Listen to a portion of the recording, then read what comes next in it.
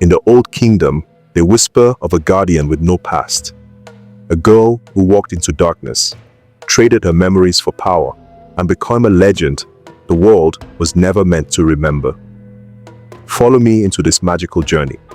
But before that, hit the subscribe button now. The night Amara discovered her grandmother's secret, the moon turned red as blood. She was 7 years old, supposed to be sleeping, when she heard the strange singing coming from the forbidden room at the back of their compound in Kafanchan village. The room her grandmother always kept locked. The room no one was ever allowed to enter. Curiosity pulled Amara from her mat. She crept through the darkness, following the haunting melody, until she stood before the forbidden door. It was open, just a crack, and golden light spilled through. Amara pushed it wider.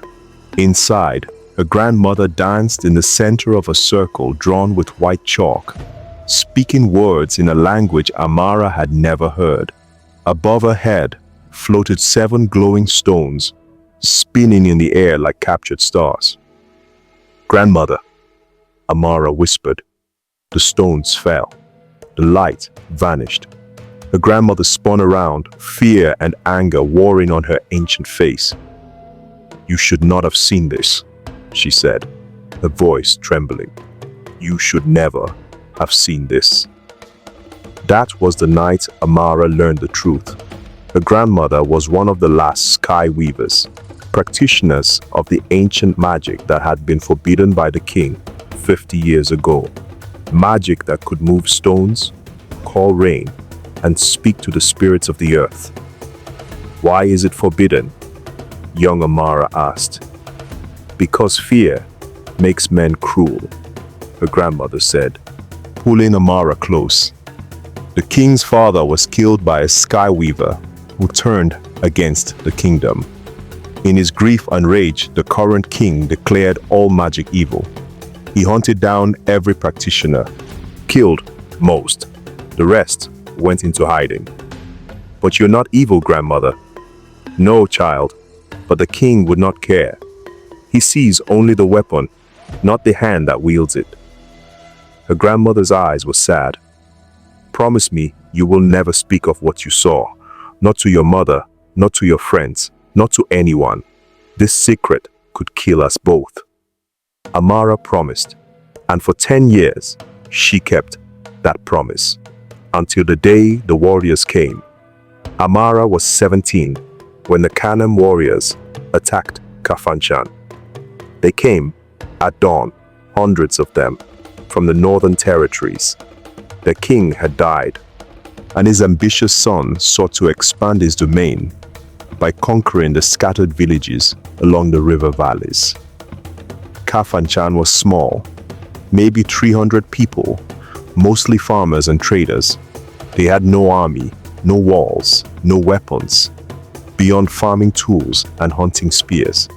The Kanem warriors had swords, shields, and the discipline of trained killers. The battle, if it could be called that, lasted less than an hour. Amara watched from the hills where the women and children had fled, watched as the warriors cut down Kafanchan's defenders like grass. Her father fell, her uncle, her brother. The village chief, who tried to negotiate peace, was beheaded in the village square. The Kanem commander, a scarred man named Gidado, stood over the corpses and shouted to the hiding villagers, "You have 3 days to gather your valuables. Everything, gold, livestock, food, women of marriageable age will be taken as tribute. Resist, and we burn this village to ashes with everyone in it." The warriors made camp in the village center, drinking palm wine and laughing at their easy victory. In the hills, the survivors wept. There was nowhere to run. The next village was 2 days' walk, and the Kanem would hunt them down. There was no way to fight. Their warriors were dead. They were defeated, destroyed, doomed. That night, Amara went to her grandmother. "Teach me," she said. Her grandmother, aged and frail at 78, looked up from grinding herbs. She knew immediately what Amara meant. "No," she said firmly. "The magic is forbidden. If anyone learns, you possess it." "We're already dying, grandmother. In 3 days, the Khanem will take everything. They'll enslave our people, burn our homes." What does forbidden matter when we have nothing left to lose? The magic is dangerous, child. It takes years to master. Then teach me something simple, something that might give us a chance. Amara knelt before her grandmother, desperation in her eyes. "Please, I watched Papa die today. I won't watch everyone else die without trying to save them." Her grandmother was silent for a long moment. Then, slowly, she reached under her sleeping mat and pulled out an ancient leather pouch. "There is one thing," she said quietly, "one technique that even a novice might attempt, but it comes with a terrible price. Sky weaving has 7 branches," her grandmother explained, spreading 7 colored stones on the ground. "Most take years to learn. But there is one, the branch of whispers, that works differently." She held up a blue stone that seemed to glow from within. "This allows you to speak into the minds of others, to plant thoughts, to create fear, confusion, doubt. In a battle, it can turn the tide." "Teach me," Amara said immediately. "Wait." Her grandmother's grip tightened on the stone. "The branch of whispers has a cost. Every time you use it, you give up a memory, something precious, something that makes you who you are. Use it too much, and you'll forget everything. Your name, your family, your entire life. You'll become an empty shell." Amara swallowed hard. "How many times can I use it?" "I don't know. It's different for everyone. Some can use it 10 times, others only 3. Her grandmother's eyes were filled with sorrow.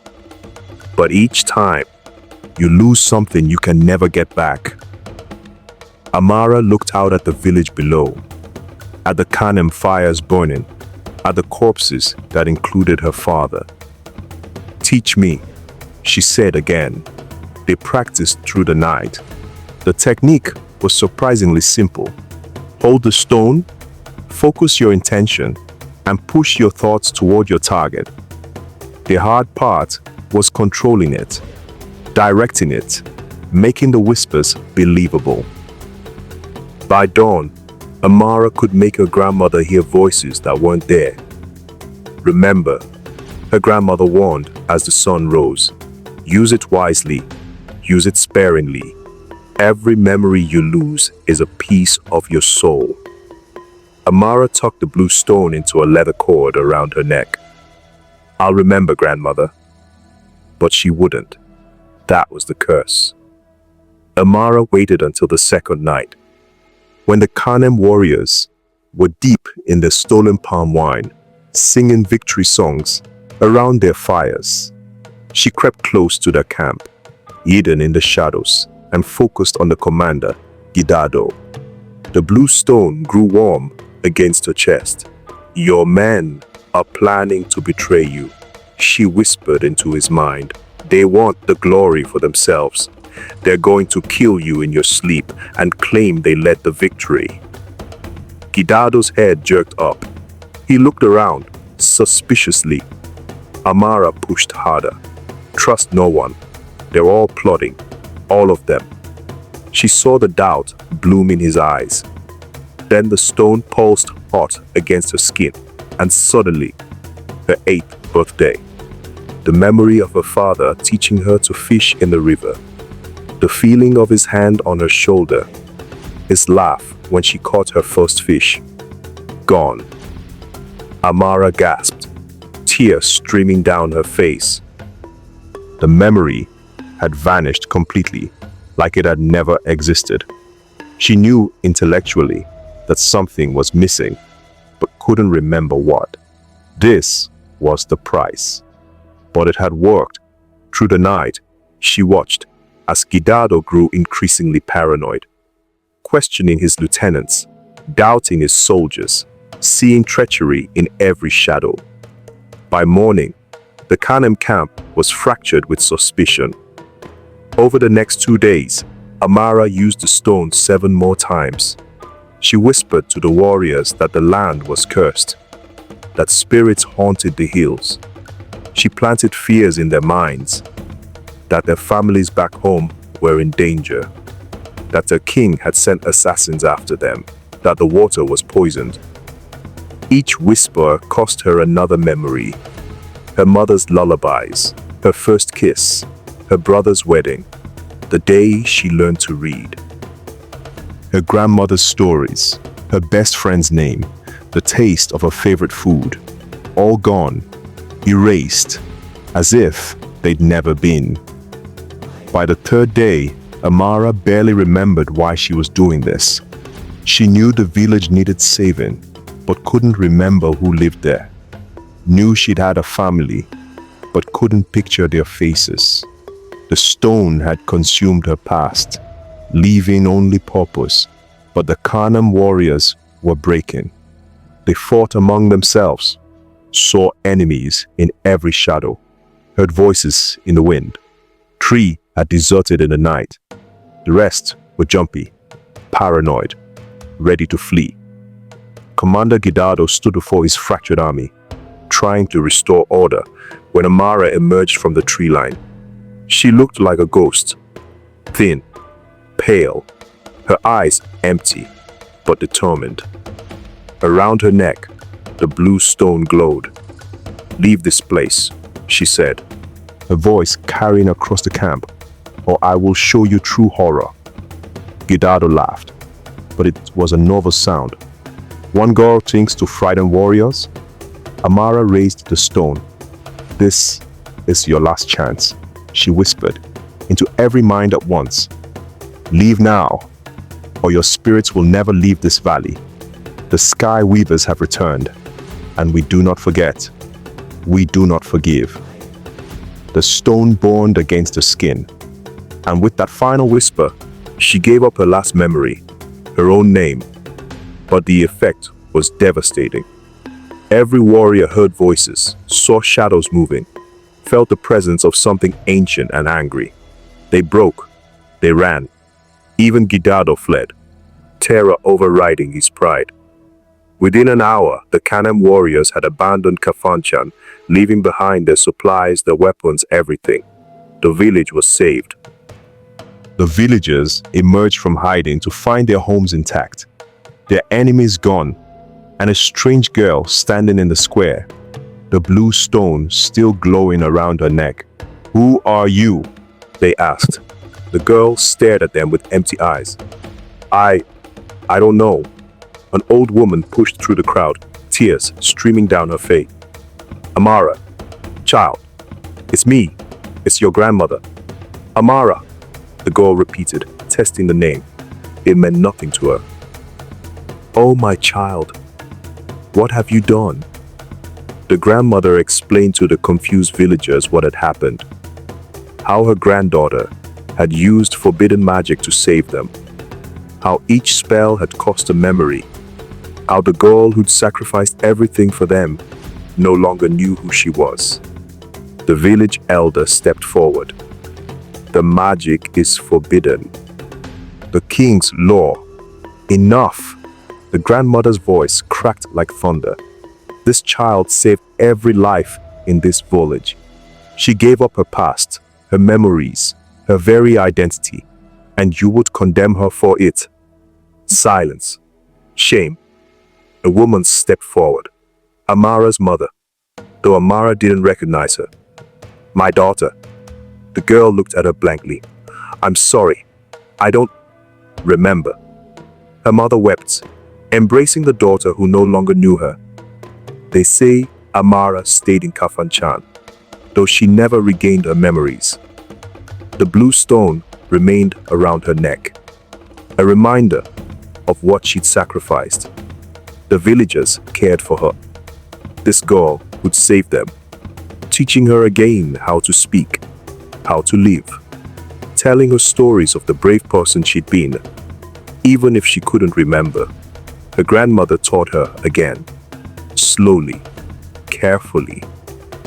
Not the branch of whispers. That stone was buried deep where no one could find it.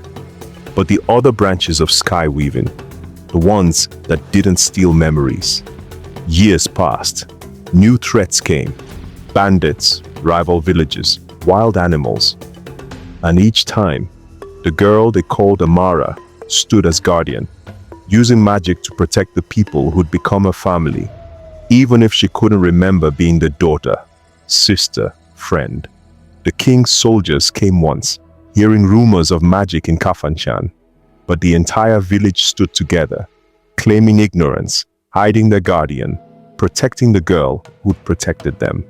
There is no magic here, the village elder told the soldiers, only gratitude. And so, Amara remained, the girl who'd saved her village with a forbidden secret, who'd paid the ultimate price for her courage, and who became a living reminder that sometimes the greatest sacrifice is not giving your life, but giving up the memories that make life worth living. The elders say, the bravest warrior is not the one who dies for her people, but the one who lives for them without knowing why. For what is sacrifice without memory? It is love in its purest form, selfless, eternal, and requiring nothing in return.